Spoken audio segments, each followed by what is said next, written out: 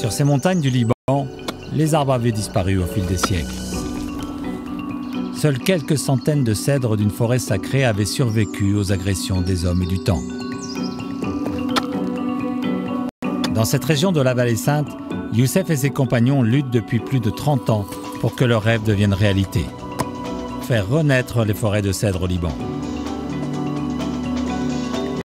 Après les échecs et les désillusions, sont arrivés des soutiens inattendus, venus récompenser leur persévérance et leur croyance dans le pouvoir des hommes. C'est cette bataille emblématique que nous allons vous raconter.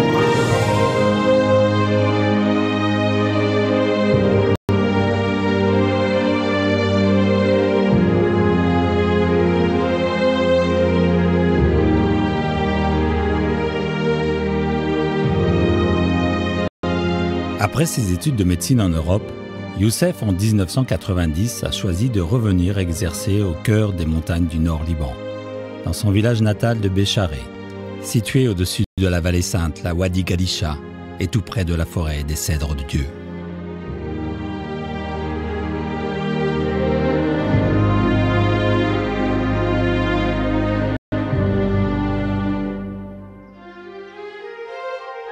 Jadis, les montagnes libanaises étaient entièrement recouvertes de cèdres. Malheureusement, au cours des siècles, les différentes civilisations ont abattu ces arbres au bois précieux pour construire leurs temples, leurs navires et leurs habitations. Aujourd'hui, au Liban, il ne reste plus que de rares îlots. La forêt des cèdres de Bécharé est le plus petit d'entre eux, à peine 7 hectares. Mais c'est là que résident les plus vieux cèdres du Liban, multicentenaires ou millénaires, mesurant jusqu'à 40 mètres de hauteur et 13 mètres de circonférence. Ce bosquet de cèdres a été miraculeusement sauvé par des croyances et des légendes transmises au fil des siècles qui ont dissuadé les hommes de couper la moindre branche.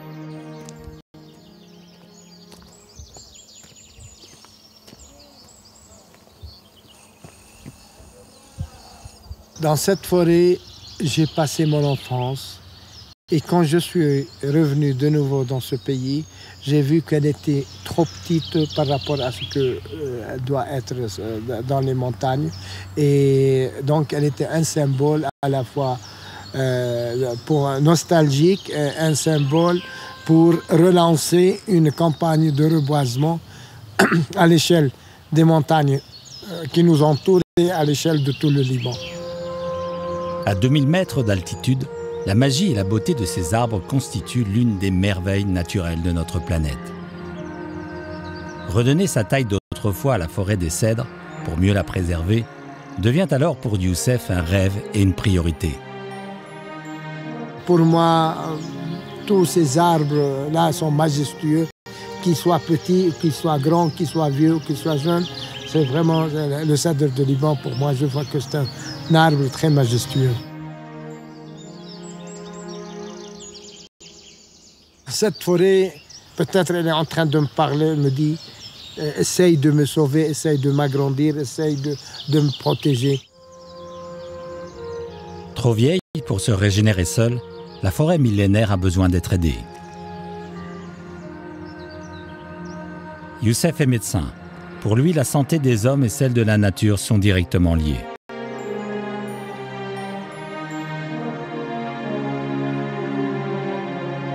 Il commence sans attendre à planter des arbres, même si autour de lui, le pays est toujours déchiré par une guerre qui a débuté 15 ans plus tôt.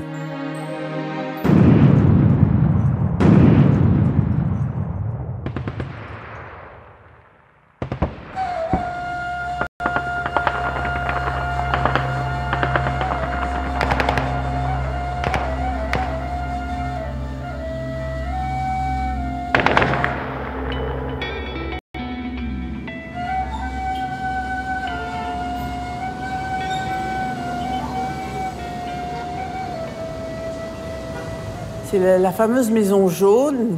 Il y a beaucoup de maisons qui lui ressemblent, mais celle-là était à la frontière entre ce qu'on appelait l'Est et l'Ouest de Beyrouth. Il y avait l'enfer qu'on voit encore ici, et c'est devenu la maison de la mémoire, puisqu'elle est restée avec ses blessures, tout en l'aménageant pour que les gens puissent continuer à voir ce qui s'est passé.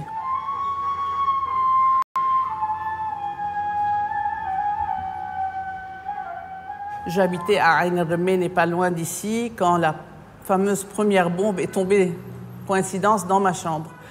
J'avais 18 ans, je préparais mon bac et je ne m'attendais pas du tout à ce qu'il y ait quoi que ce soit. C'est-à-dire, c'est une espèce de guerre c'est comme un orage qu'on ne voit pas venir. L'éclair, j'ai cru que c'était l'éclair, et puis non, c'était une bombe. Et personne n'a compris.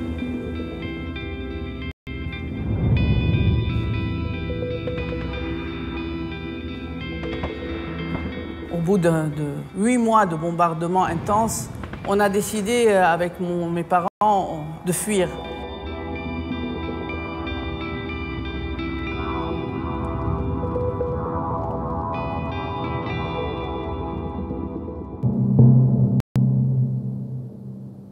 Donc on est parti au Cèdre. Je suis rentrée et là, il y avait le silence, mais il y avait le sacré, le divin.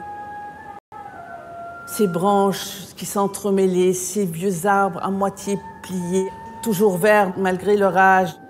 Il y avait quelque chose qui m'a bouleversée, et c'était le choc, je dirais, entre la violence de ce que je venais de quitter, les bombardements, l'horreur, les morts, les francs-tireurs, et cette sérénité absolue de la vérité.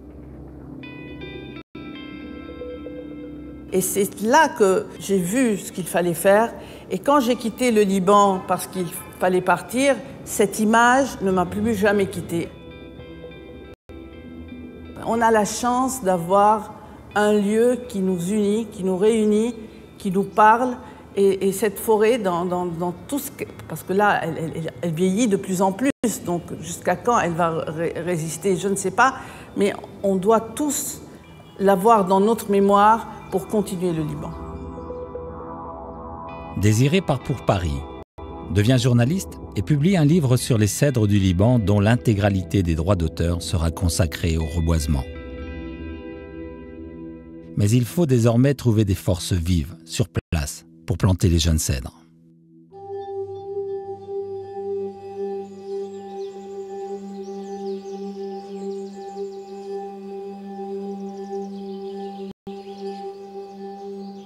Désiré cherche qui pourrait prendre en charge les plantations sur le terrain. Des amis de Bécharé lui parlent du docteur Youssef qui plante des cèdres, même en pleine guerre.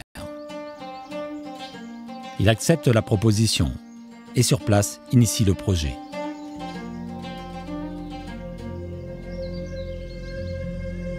Pour reboiser toutes les montagnes de Bécharé, il faut d'abord trouver des graines.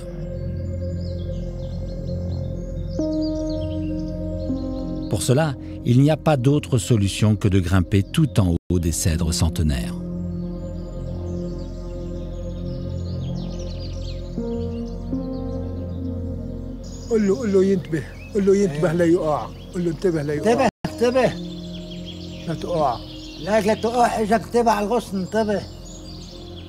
أنا كنت جاي عربش محلك هيك وقتها في كويز أرز. إيه بس هلا بقى فينا نعربش.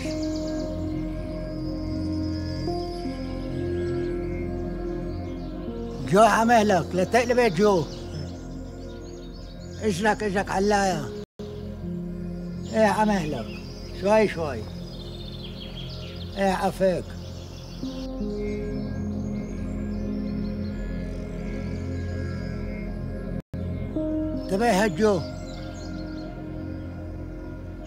Zouzou, c'est la première personne qui a coopéré et collaboré avec moi dans le projet de reboisement de cèdres ici dans la région.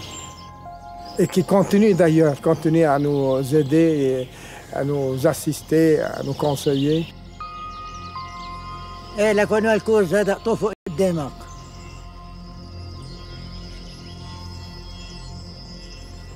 ايه كب الليل هون.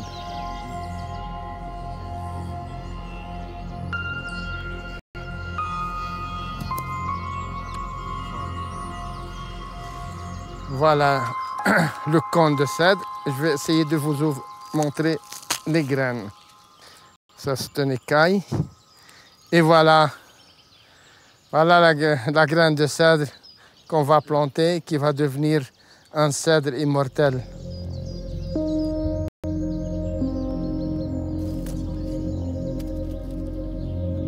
Comme tu vois, il y a des petits cèdres qui ont poussé après la fonte de la neige au printemps, mais presque aucun ne va survivre. C'est pour cela qu'on ramasse ces cônes de cèdre qui ont 2 ans. Après, on va les traiter pour séparer les graines des écailles et après, on prend les graines, on va les planter dans une pépinière et quand le plant il aura 2 ans, on va le remettre dans le terrain qu'on a choisi pour reboiser. وبنلتقى بالبيت، نلتقى بالبيت مشان حتى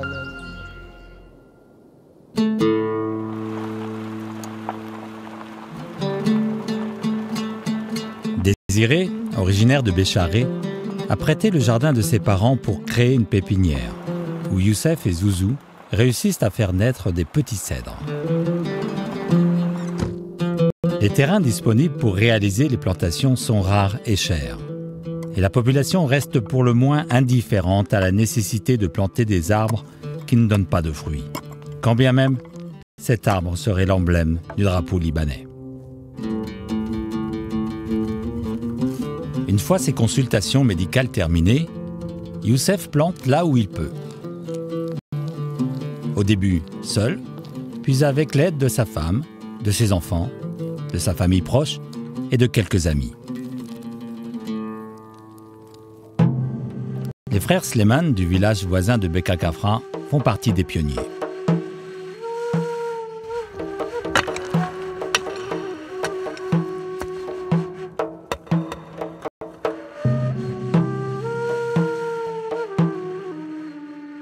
Je connais Dr Youssef depuis 30 ans ou 35 ans comme docteur.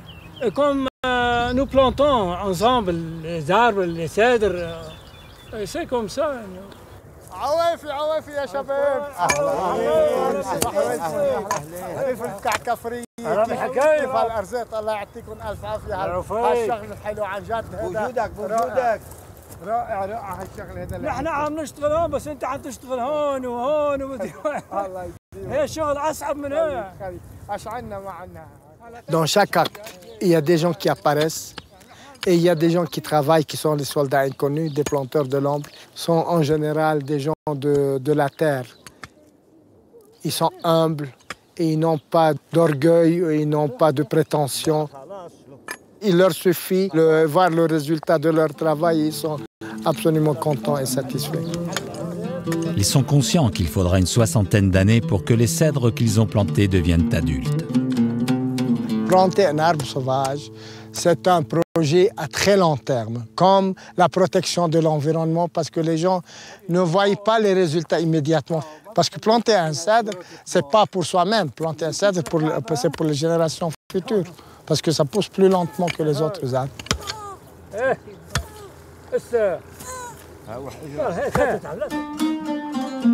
Entre 2000 et 2300 mètres d'altitude, les conditions climatiques peuvent être très rudes. L'hiver 1992 est l'un des plus froids que le Liban a connu. Sur chaque cèdre pèse 2 ou 3 mètres de neige. Nombre de branches craquent sous ce poids exceptionnel.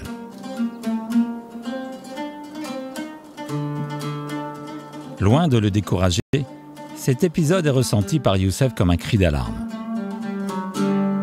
Il faut amplifier sans tarder la campagne de reboisement.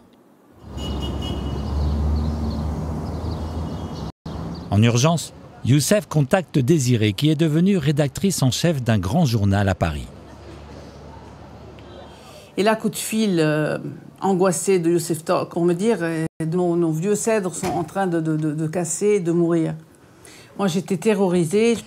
Et comme j'avais planté sur ma terrasse en France des petites graines que j'avais amenées de ces trimillénaires, Je regarde et je vois que les graines qui venaient de ces géants se mettaient à avoir des petits en France. La leçon était belle, donc il fallait s'adresser aux enfants. Il fallait dépasser le symbole des ancêtres et de l'histoire du Liban pour s'adresser aux jeunes, aux enfants, et faire quelque chose pour les motiver, eux aussi, à se mettre à la tâche. L'idée lui vient d'écrire un conte universel intitulé « L'enfant des cèdres ».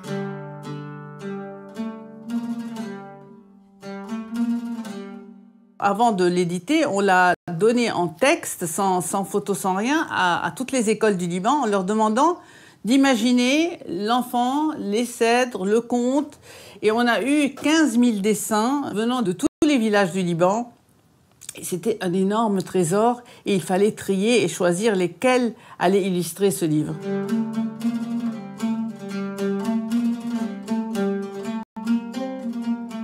On a rassemblé tous les cèdres de tous les enfants. Il y a des enfants qui ont 2 ans, qui ont 4 ans, qui ont 12 ans. Les enfants qui ont dessiné ce conte sont des adultes et me racontent que maintenant ils plantent des cèdres parce qu'ils ont dessiné le petit Nabil il y a plus de 20 ans. Nabil, le héros du conte, plante sans relâche des graines de cèdre dans les montagnes arides du Liban et veille sur les petits arbres comme sur un trésor. Nabil, c'est Liban. Quand on tourne le nom, donc Nabil égale Liban. Donc pour moi, il était évident qu'il fallait l'appeler Nabil. En fait, il s'agit de cette fille qui monte au village. Et elle fait sa rencontre parce que ses parents l'ont fait fuir pour éviter les bombes. Donc c'est tout un itinéraire pour apprendre à une gamine des villes à devenir une enfant de la montagne et lui expliquer comment on va enraciner le Liban grâce aux cèdres qu'il plante en silence.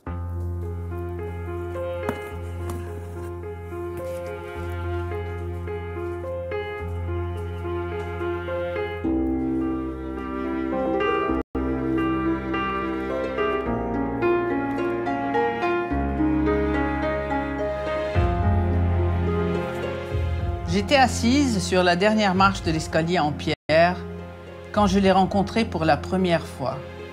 Cet escalier long et si raide était construit à même le vide. À chaque fois, je le dégringolais 4 à 4, pressé d'arriver avant qu'il ne s'écroule. Il passait à la tête d'un troupeau de chèvres. Petit prince en haillons, si mat et si blond. C'est le contraste de ses boucles d'or sur son visage tanné de soleil et semé de taches de boue qui m'a émerveillée.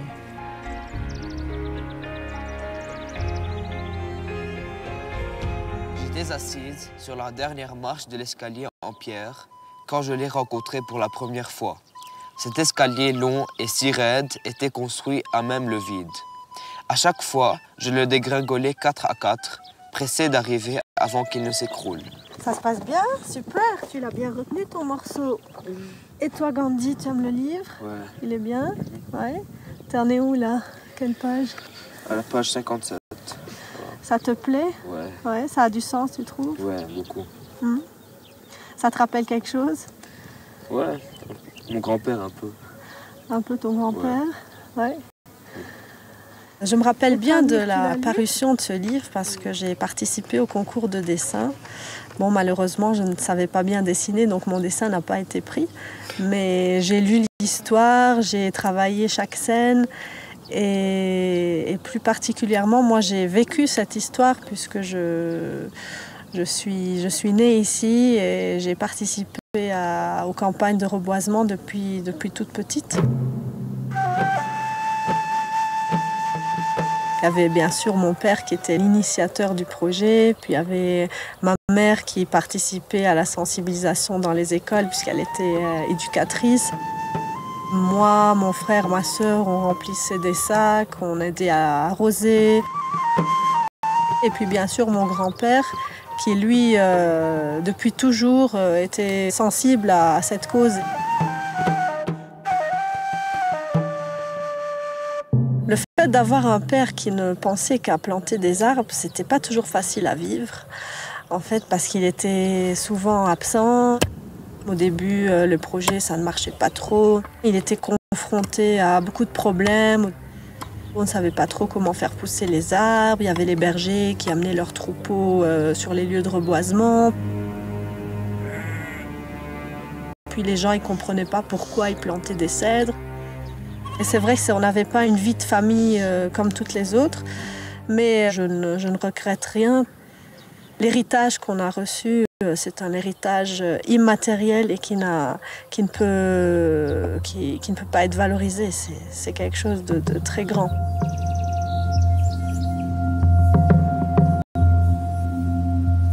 Les premières années, le pourcentage d'échecs était pas loin de 100%. C'était complètement décourageant à tel point que la plupart des gens qui m'ont commencé à aider au début, ils m'ont abandonné. Ils me disent « c'est un projet fou, ça ne réussira jamais ». On plantait des centaines et des centaines d'arbres et presque rien ne persistait. Ils mouraient tous. Après 5 ans d'efforts, le résultat est en effet catastrophique. Le taux d'échec est de 95%. Seuls quelques cèdres ont survécu.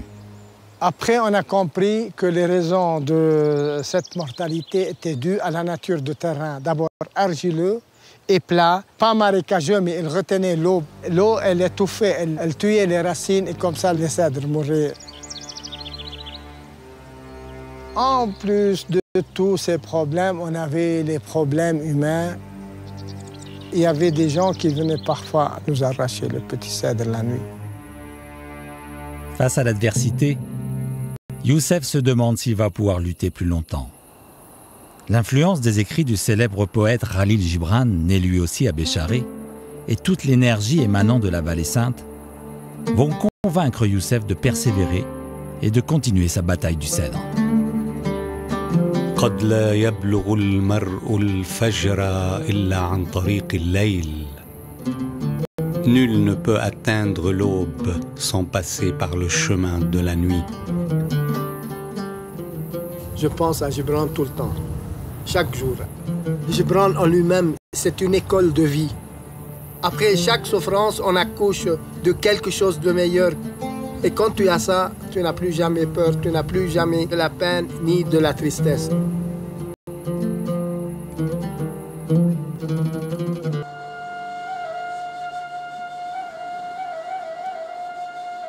Nous sommes tous imprégnés, consciemment ou inconsciemment, de chaque caillou, de chaque herbe, de chaque oiseau. Nous sommes imprégnés de ça.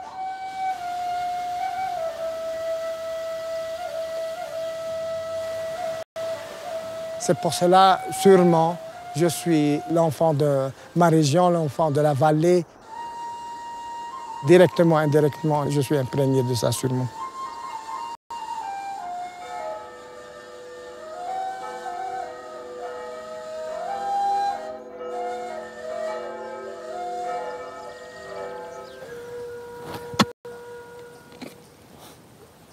L'échec des plantations, c'était lourd à assumer, mais l'objectif de ma vie, c'était d'aider la nature et c'était faire pousser des cèdres dans cette région. Donc, je n'avais pas le choix. Jusqu'au jour où il y a eu le miracle.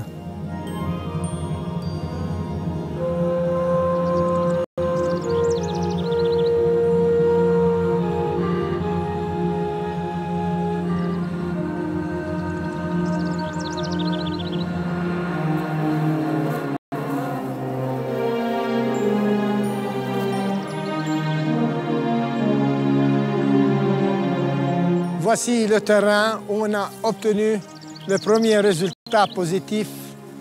Ce terrain se trouve à quelques dizaines de mètres de l'autre terrain. Ce qui a fait la différence sont deux choses.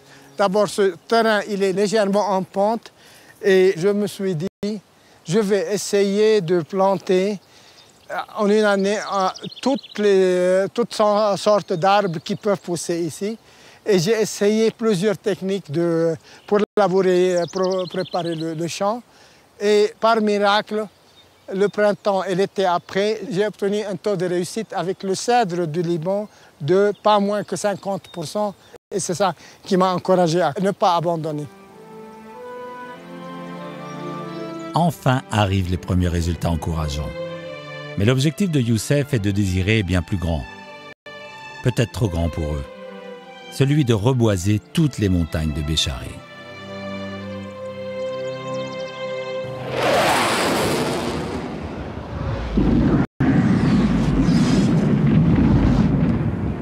Juillet 2006, Beyrouth est à nouveau bombardée. Sous le déluge de feu qui s'abat sur eux, Beyrouthins et touristes fuient la capitale. Nabil Siman, un Libanais ayant longtemps vécu au Mexique, arrive alors à Bécharé en compagnie d'un riche homme d'affaires mexicain d'origine libanaise. Pour protéger Alfredo et sa famille, j'ai proposé d'aller à Bécharé dans une visite aux forêts des cèdres millénaires. Nabil est l'homme de confiance d'Alfredo au Liban. Ils travaillent ensemble depuis de longues années. En sortant de la forêt, après un silence, Alfredo, il a dit le meilleur cadeau que nous pourrions faire au Liban et aux générations futures dans ce temps difficile, c'est de reboiser ces sommets arides.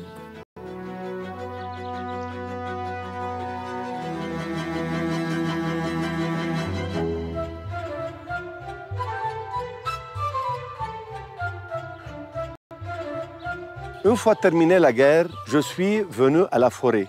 La première personne que j'ai rencontrée, c'était le gardien. نبيل سمعان اجى لعندي على الغابه كان باخر الوقت باخر الدوام يعني قبل ما نسكر بشي نص ساعه تقريبا جاي هو ومرته انا قلت قال لي انا بدي قالوا لي هون بتزرعوا ارزه باسم حدا قلت له ايه فيك تزرع ارزه هذه بتحطها باسمك وبتاخذ شهاده لك. Il m'a passé un bulletin pour être le parrain d'un cèdre. Un seul cèdre, mais moi je veux planter 20-30 000 cèdres.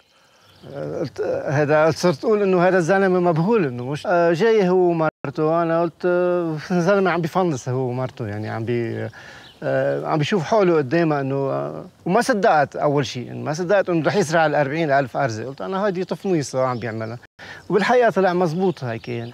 اندريه كيفك حبيبي؟ تمام انا زعلان منك زعلان منك عملني انه انا اخوت ما هيك؟ لا مش هالقد وعم شبح قدام صاحبتي تفضل طلع لا هلا هالمره مزبوط هذه André ne prend pas Nabil au sérieux. La proposition est tellement exceptionnelle qu'il lui suggère de contacter directement le président du comité des Amis de la Forêt des Cèdres.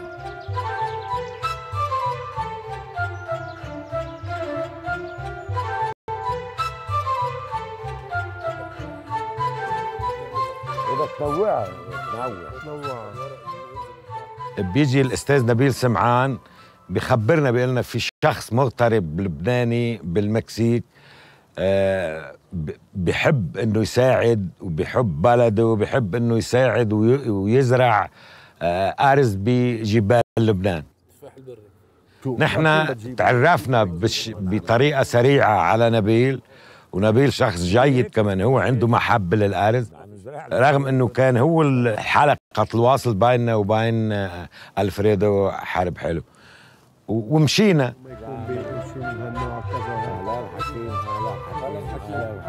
Quand j'ai fait la connaissance de Nabil, j'ai tout de suite compris que c'est un homme providentiel, que c'est un homme rare et que finalement il s'est engagé auprès du comité des Amis de Cèdre. J'ai beaucoup apprécié ça parce que moi de mon côté j'avais déjà fait beaucoup de travail et j'étais un peu usé et je me dis nous serons deux comités à prendre en charge la plantation et la protection des cèdres, ce sera une très bonne chose. Youssef voit arriver Nabil comme une providence. Il appelle Désiré pour lui annoncer la grande nouvelle. Alors, où en est ce bouclage finalement? On en est où? Écoute, on a fini là-bas. Le jour où j'étais à bout de force et que je me rendais compte que je n'allais pas y arriver avec ce conte pour enfants, de faire ce que j'ai promis aux enfants, c'est-à-dire la forêt des enfants, c'est-à-dire de multiplier la montagne de cèdres. Ce jour-là, un coup de fil de Youssef qui me dit « Il y a un truc important ». Je dis « Mais qu'est-ce qu'il y a ?» Il me dit « Nabil est revenu ». Je dis « Nabil est revenu ». d'où il est revenu. Il n'est jamais venu pour être revenu. Donc je ne comprends pas. Youssef, c'est une légende, c'est un conte. Il me dit non, ce n'est pas un conte. Nabil est revenu. Mon ami Youssef To, m'appelle au téléphone et me dit « Tu sais que Nabil est là ?» Il existe, oui, il existe dans les pages du livre. Il me dit « Non, il est sorti du livre. Il existe bel et bien, il vient d'arriver, il est en chair et en os. Il est tout à fait comme Désiré l'a décrit, et il vient planter des cèdres. » Alors j'ai cru pas seulement à la blague, je me suis dit sûrement Youssef a bu. Puis moi j'appelle mon rédacteur en chef Antoine qui connaît Youssef comme moi, qui est médecin comme lui. J'ai dit je pense que Youssef perd la tête, on a un vrai problème. Il est tellement désespéré avec ces petits cèdres qui poussent pas, avec la difficulté et tout ça, qu'il s'imagine qu'il y a Nabil et qu'il est revenu en plus. Je pense qu'il faut aller voir de près s'il ne perd pas la tête. On avait peur que ça soit pas le vrai Nabil, le bon Nabil. On avait peur de l'arnaque. Et là, on est monté, il nous dit « Voilà Nabil ». Bon, c'est vrai, il avait les yeux bleus, le même bleu qui est très rare au Liban que ce petit. Je dis d'accord, il a les yeux bleus. Mais pourquoi ce serait lui l'enfant des cèdres? Et là, il me dit, parce que figure-toi, la prophétie totale, figure-toi qu'il a rassemblé l'argent qui nous manque et que ça y est, on va pouvoir faire ce qu'a promis l'enfant des cèdres. Immédiatement, Nabil organise les premières réunions de travail pour bâtir un programme ambitieux par étapes. Il me fallait une association locale active, efficace, avec des expériences complémentaires avec notre fondation. Il nous faut quelques bassins pour l'eau, pour l'arrosage en été. La personne avec qui j'ai commencé à construire le projet, c'était l'ingénieur Koshaya Taouk, délégué par le comité. C'était une construction progressive, disons. Et M. Alfredo, il était toujours d'accord avec la ligne proposée. Nabil et Alfredo partagent le même rêve. Et pour que celui-ci se réalise, ils apportent des moyens conséquents. Le jour du lancement du projet, Alfredo Harb a proposé au comité et à la municipalité la construction et l'installation d'une pépinière de haute technologie pour une production massive et de qualité. Dans le comité composé de bénévoles, des ingénieurs agronomes partagent leurs connaissances pour favoriser le reboisement. On a besoin d'avoir des espèces feuillies pour plus de la matière organique à côté des cèdres. Par exemple, ici, on peut voir les sorbiers. On a 2 variétés de sorbiers qui sont très jolies, quoi. On appelle ça une communauté des plantes qui vont vivre ensemble. Sans cette plante, le cèdre ne peut pas continuer et vivre éternellement, disons. Arroser des plants dans une pépinière est une chose. Mais apporter de l'eau pendant plusieurs années dans des montagnes quasi désertiques à des dizaines de milliers de petits cèdres est un défi exceptionnel. Notre priorité était la construction d'un grand bassin d'une capacité de 25 000 m3 pour la récupération de l'eau et de la neige, soit l'équivalent à 10 piscines olympiques. Près de 10 km de tuyaux sont installés sur 130 hectares. La municipalité, il nous a facilité tous les terrains pour le reboisement.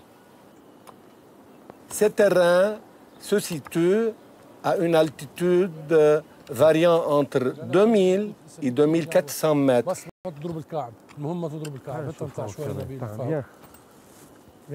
Notre action est dirigée vers les générations futures, vers nos enfants. Cette nature, on doit la transmettre. L'implication de Nabil est totale et sincère, tout comme le soutien du philanthrope mexicain.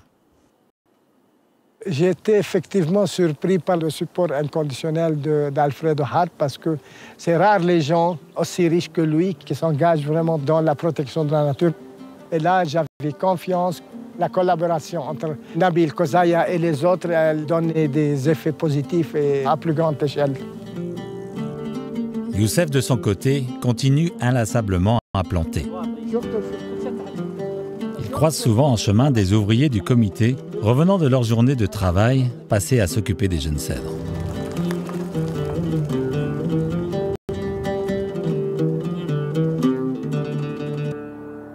Mais tous ces efforts en valent-ils encore la peine?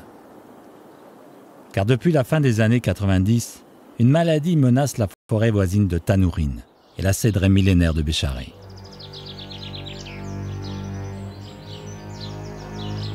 La première fois qu'on a été alerté, c'était en 1996. On nous a dit qu'il y a quelque chose qui se passe dans la forêt. On voyait des arbres qui étaient rouges, comme s'il y avait un feu qui a dévasté toute la forêt. Donc, il y a eu beaucoup d'hypothèses pour ça. Il y a eu l'hypothèse des pollutions, l'hypothèse des carrières, l'hypothèse d'un virus, l'hypothèse de Tchernobyl, l'hypothèse de n'importe quoi sauf les insectes, en fait. À l'époque, il n'y a pas de spécialiste au Liban capable de diagnostiquer l'origine du problème.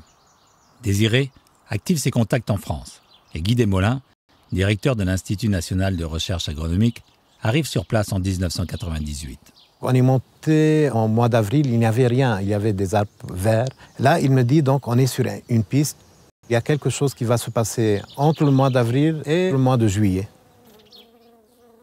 Au début du mois de mai, on a vu comme un brouillard d'insectes qui étaient sur les branches de cèdre et les femelles pondaient sur les aiguilles. Mais c'était fantastique. Il y avait plus d'insectes sur les branches que des aiguilles.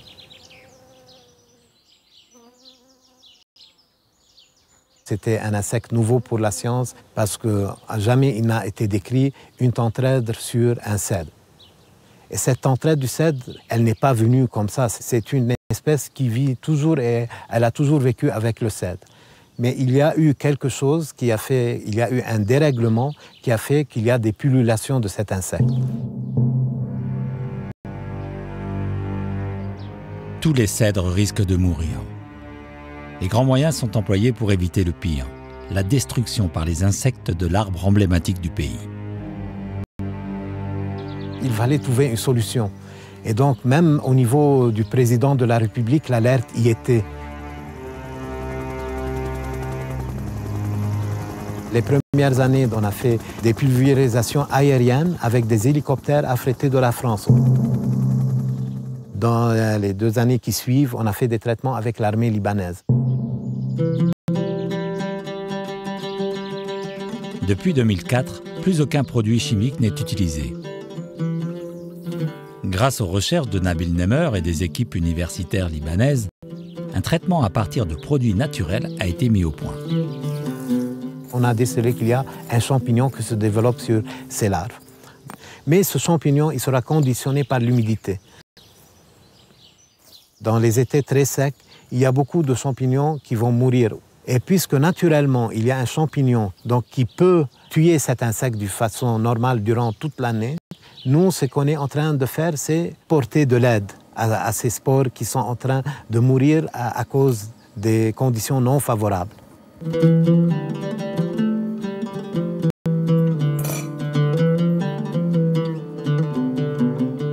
Ce qu'on est en train de faire actuellement, c'est de cultiver ce champignon au laboratoire et de l'introduire ou de l'injecter dans le sol. Comme ça, la chenille ou la larve, en descendant, elle va être infectée par ce champignon, donc elle va être malade. Et comme ça, c'est une méthode de lutte biologique. L'idée, en fait, c'est de rétablir un équilibre. Et cet équilibre va permettre aux cèdres d'être plus résistants et de se maintenir dans les forêts.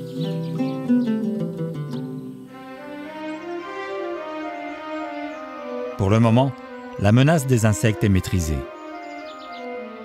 Il s'en est fallu de peu que les forêts de Tanourine et de Bécharé disparaissent à tout jamais et que plus un cèdre n'existe sur les montagnes du Nord Liban. Mais la forêt de Dieu est encore en vie. Avec le soutien des hommes, elle a résisté. Mieux, la forêt de jadis est en train de renaître. Entourant les cèdres centenaires et millénaires, les arbres plantés par Youssef depuis 20 ans voient des dizaines de milliers de petits cèdres survivre et grandir près d'eux. Nabil et la fondation ont planté 40 000 cèdres. Youssef, tout autant. En comptant ceux du comité, c'est plus de 130 000 cèdres et autres essences qui recouvrent désormais les montagnes de Bécharé. L'impossible rêve de Youssef est en train de se réaliser. Youssef n'a jamais eu de sentiment de découragement parce que Youssef n'est pas pressé. Il travaille ce qu'il doit faire au moment où il doit le faire. Je pense que Youssef m'a surtout appris ça, la persévérance et l'acte gratuit. Youssef, pour moi, c'est un pionnier. C'est le personnage le plus enraciné dans cette terre.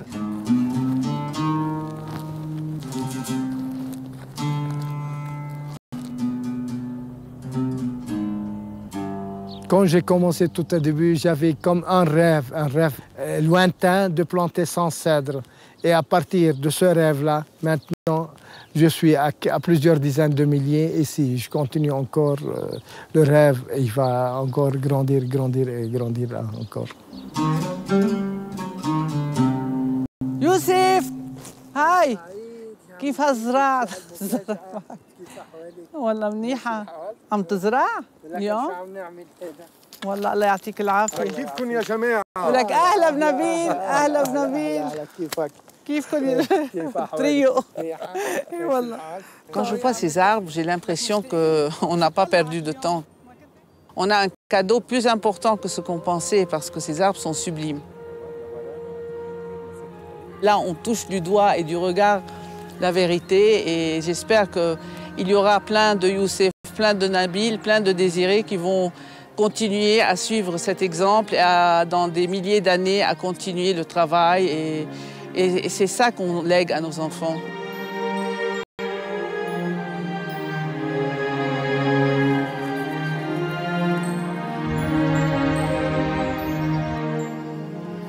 Voilà. Tu dirais qu'il a quel âge ça? Je sais pas. Mon âge? Ton âge, un peu plus quand même. Il doit avoir entre 1000 et 2000 ans, si c'est pas plus. C'est énorme, n'est-ce pas? Ouais. Sami est le fils de Youssef. Avec ses neveux, il rend visite aux cèdres comme il le faisait il y a 20 ans avec son grand-père, Hana. En fait, mon grand-père, il me rappelle toujours cette force parce que je l'ai connu toujours un homme âgé, mais c'était toujours un homme que quand il marchait, que ce soit il grimpait dans ces montagnes rocheuses ou entre les arbres, c'était vraiment pour moi le symbole de l'homme fort et qui vraiment me fait penser à ces cèdres qui sont à son image ou que lui plutôt il est à leur image, des gens qui restent dans leur montagne malgré toutes les difficultés. Un grand-père qui avait très tôt compris le rôle essentiel de la transmission. C'est important que les enfants soient associés pour le reboisement des endroits déserts, pour qu'ils apprennent à reboiser, à planter des arbres, à s'occuper des arbres, de la nature. Vous voyez tous ces cèdres-là? Tout ce que vous voyez là, ils ont à peu près 20 ans. On les a plantés. J'étais à peu près comme toi, un peu plus petit que toi. 20 ans plus tard, Sami raconte ses souvenirs d'enfant à ses neveux. Les petits cèdres sous les fortes chaleurs du Moyen-Orient, auxquels il lui fallait, avec ses sœurs, apporter de l'eau pour qu'ils puissent survivre. Aujourd'hui, à son tour devenu médecin, il a décidé d'exercer à Beyrouth, mais aussi à Bécharé, chaque fin de semaine, parce qu'il sait qu'il faudra sans relâche continuer à planter avant que la forêt puisse un jour se régénérer d'elle-même.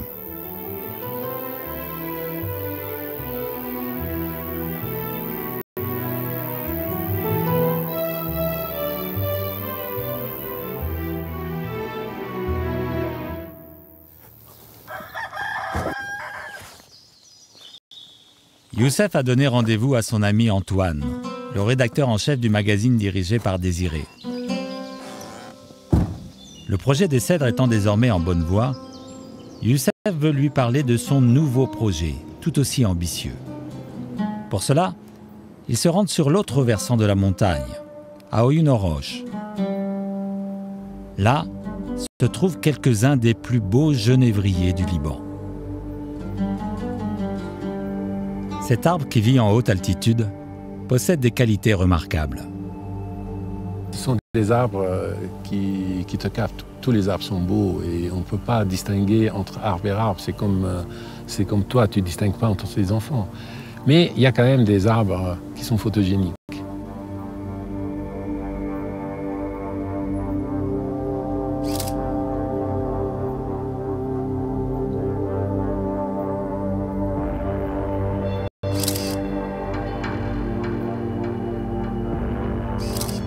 Au-delà de la beauté de ces arbres, Youssef explique à Antoine l'intérêt écologique qui motive sa nouvelle aventure.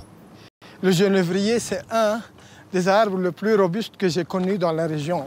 Et il résiste presque à tout, au froid, à la chaleur. Ça m'a donné l'idée, pourquoi pas, de faire une plantation de genévrier. Et depuis 4 ans déjà, Youssef a effectué des tests sur un plateau situé à 2850 mètres d'altitude. Jamais personne n'avait tenté cela auparavant. Et pendant qu'Antoine retourne à Beyrouth, Youssef continue, seul, à grimper la montagne pour rejoindre ces plantations encore expérimentales. Elles sont situées près de la Corne Noire, le point culminant du Liban, le plus haut sommet des montagnes du Moyen-Orient. Youssef a observé il y a plusieurs années des genévriers vivant à cette altitude. Alors il a commencé à planter 10, 20, puis quelques centaines de plants âgés de 2 ans. Son nouveau défi est directement lié à l'enjeu majeur de la région, l'eau. La présence d'arbres ralentit la fonte des neiges. Or, à cette altitude, pratiquement seul le genévrier peut résister, vivre et prospérer. Youssef est convaincu que plus il y aura de genévriers, plus la fonte des neiges sera ralentie. Il pense pouvoir gagner ainsi plusieurs semaines, peut-être même un mois, limitant d'autant les situations de sécheresse. Gagner un mois, ça veut dire qu'au lieu que les sources commencent à sécher à partir du mois de juillet, eh bien, il commencera à sécher, à diminuer à partir du mois d'août.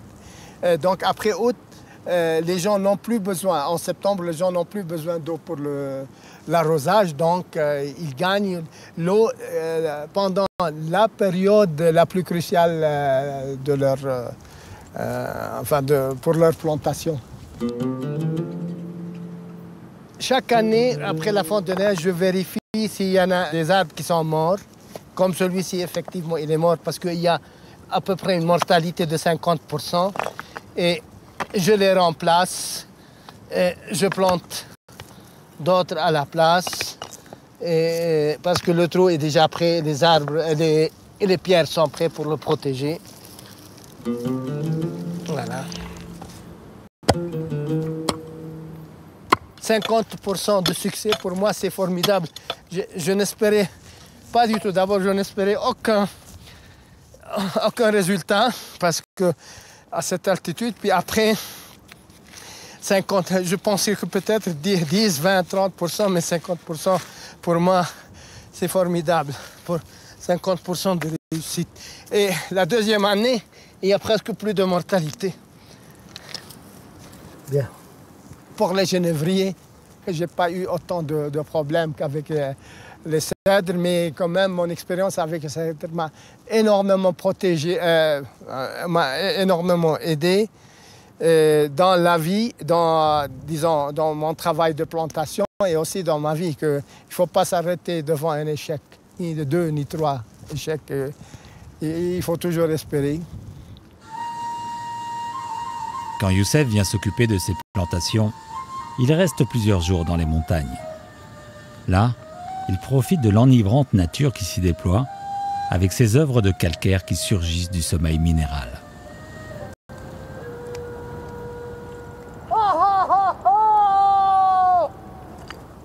Sur les hauteurs du mont Liban, la nature à la fois fragile et forte lui offre un message de liberté.